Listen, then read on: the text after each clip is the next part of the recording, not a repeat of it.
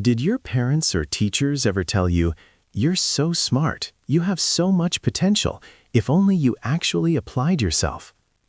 If that sentence triggers a weird mix of pride and anxiety in you, then this video is exactly what you need to hear.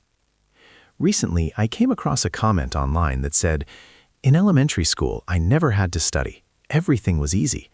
But the moment things got actually hard, I fell behind. Now I feel like I'm failing at life because I don't know how to work for anything."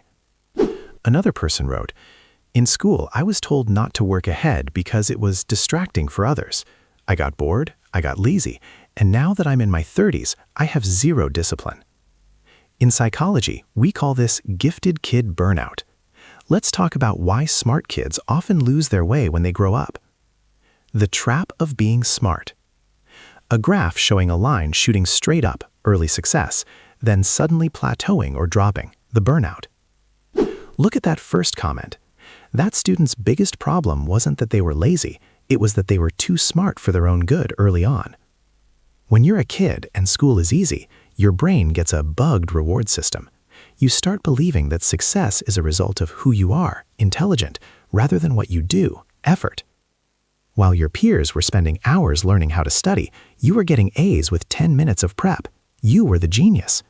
But here's the trap. You never built grit. You relied on your intellect instead of building a work ethic. When you hit college or a high-pressure job, raw talent isn't enough anymore. You hit a wall. And because you never learned how to struggle, you don't think, "I need to work harder." You think, "I guess I'm not smart anymore," and you spiral into a fixed mindset. The boredom and procrastination loop. The second comment is even more relatable for many of us. When a gifted kid is forced to do repetitive, easy tasks, their brain literally starves for stimulation. If you're told to slow down or stick to the curriculum, you get bored. And boredom is the gateway to procrastination. You start thinking, "This is easy, I'll just do it at the last minute." The problem? You're training your brain to lose its capacity for deep work. You lose the ability to sit with a difficult, boring problem for hours. By the time you reach the real world, where projects take months and there's no night-before fix, you crumble. Not because you aren't capable, but because your focus muscle has atrophied from years of being under-challenged. Rewiring your brain. So, what's the fix? Is being a burnt-out gifted kid a life sentence? Absolutely not. You have to realize your problem isn't a lack of talent, it's a lack of systems. Here is how you start. 1 number. Kill the smart identity. Stop identifying as the smart one, start identifying as a learner. Tell yourself, "It doesn't matter how smart I am, it only matters if I finish the task."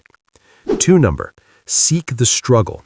If something feels hard, that's good. That's your brain finally getting the workout it missed in 5th grade. Don't run from the boring parts of your job. Embrace them as discipline training. 3 number. Ditch external validation. Stop living for the gold star or the praise from your boss. Set small, internal goals. Celebrate the process, not just the result. You're not a failure, and you're definitely not alone.